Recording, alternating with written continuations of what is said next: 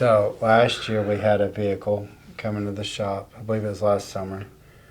Um, Dodge Chrysler 300 or something like that comes into the shop, and this car obviously had not been in a shop in quite some time, right? So it needed like the whole front end needed to be rebuilt, like the ball joints, the control arms, tie rods, the whole, all that was just super worn out because this car had only been driven and it hadn't been maintained at all, right? So Right.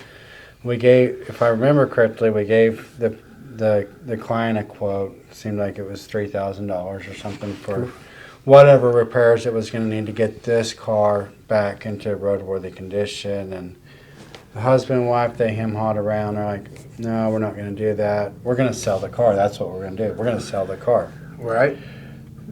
I wish they had never told us something that wasn't the truth. So we take it back to them. After it's back at their place, then they changed their mind.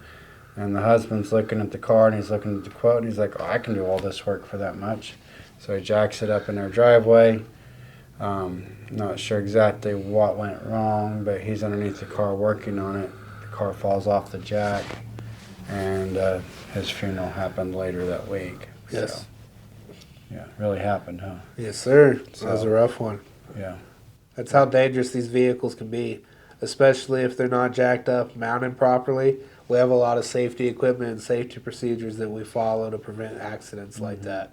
But there's no life worth $3,000, right? Like Exactly. His life was worth so much. I don't even know who it was, but I know his life was worth so much more than that. But the truth of the matter is you might look at a repair estimate or repair invoice and just be like, oh, these guys are they're just getting filthy rich off of me, right?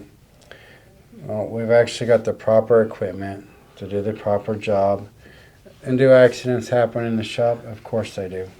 We've had guys get hurt on the job, right? And it's never, never, never a fun thing. There's even been men killed in shops. Unfortunately, it happens.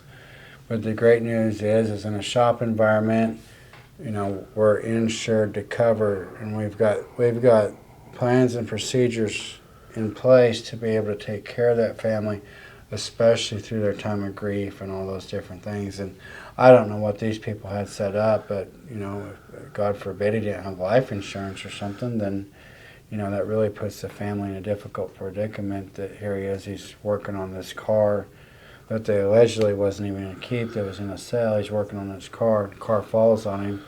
He's in the hospital for a couple of days and then passes away. Right. It's a tough deal. So.